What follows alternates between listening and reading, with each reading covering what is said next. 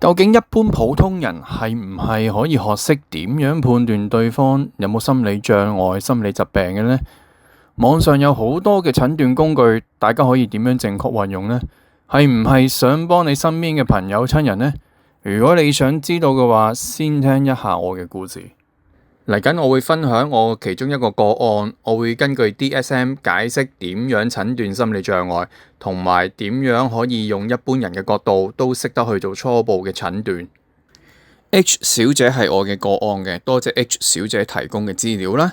佢 send 俾我呢個手機嘅 cap 圖呢，係嚟自香港某一個機構嘅網上評核工具。H 小姐就根據指示就做咗呢一份嘅問卷啦，就發現 Part A 咧就有22分，B Part 咧就有12分。咁結果初步顯示咧就話 H 小姐好大可能就患上 ADHD 嘅 I 型專注力不集中型。提供一下 H 小姐嘅基本資料先。H 小姐工作係正常嘅，社交都正常嘅。食得、玩得、瞓得，全部都正常，冇個人嘅困擾，亦都冇任何因為專注力唔集中而產生嘅問題嘅。咁所以究竟 H 小姐係有問題啊，定係冇問題呢？呢度大家可以睇一睇嚟自於 DSM-5 有關於 ADHD 嘅診斷準則嘅。首先 ，inattention 不集中咧，係要出現以下6個或以上嘅症狀，而且仲要維持6個月以上，並且對當事人帶來 negative impact 負面影響啊，包括出現喺學業啦、職業啦或者工作上面嘅。簡單啲嚟講咧，就係影響咗當事人嘅社交啦、學業啦、工作啦，而且呢啲都會有負面同埋帶來障礙嘅。咁如果係17歲或以上咧，就至少要出現5個症狀嘅。下一個我哋要睇嘅就係 hyperactivity 過動啦，咁同 inattention 一樣嘅，係要出現6個或以上嘅症狀，而且仲要帶嚟 negative impact 嘅。咁17歲或以上咧，同樣咧都係要求至少出現5個嘅症狀嘅。咁於是我就翻查翻 H 小姐嘅所有資料啦，同埋佢嘅情況啦，咁就完全冇出現 DSM-5 列出嘅相關症狀嘅。咁究竟係咩原因呢？假如喺基本嘅觀察上面見到 H 小姐出現以下呢幾種狀況嘅話呢，咁就好大機會會患上心理障礙啦。第一種就係冇晒食慾，唔想食嘢，唔想飲嘢。第二就係社交出現改變啦。第三就係個人衛生出現咗問題。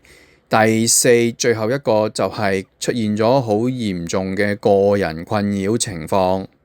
呢啲情況加埋咧，就有可能舉個例，就會導致情緒爆發啊，或者情緒出現問題啊，而當事人咧亦都冇辦法承受呢啲嘅困擾。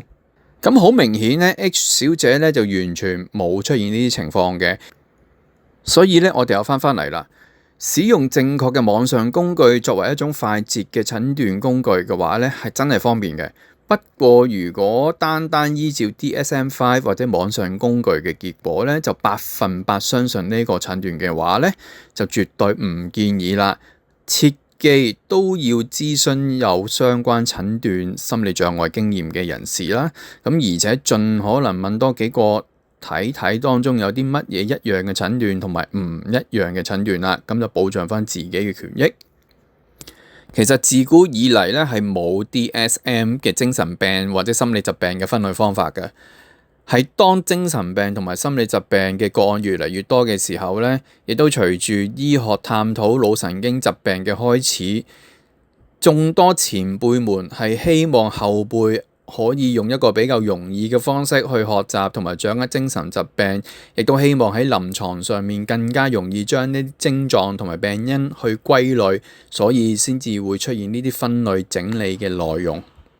佢嘅目的都係希望幫助我哋更加有效快捷咁樣作出診斷啦，亦都更有效咁樣傳授診斷知識同埋經驗嘅，亦都係更加妥善地作出診斷嘅共識。所以不論使用 DSM 或者 ICD 都好，其實係幫助我哋更加有效咁樣進行個案管理 case management， 呢一個先至係核心思想，亦都係使用 DSM 嘅正確態度。我哋要謹記咧，人嘅變化係會受住好多因素影響嘅，呢啲相互影響嘅關係係千絲萬縷。一個簡單嘅示範，教識你點樣運用 DSM 嚟到分辨自己係咪有心理問題，亦都可以幫朋友去分辨。我哋將心理學翻譯成大家都聽得明嘅語言，盡力俾大家洞悉心理學背後嘅應用同埋智慧。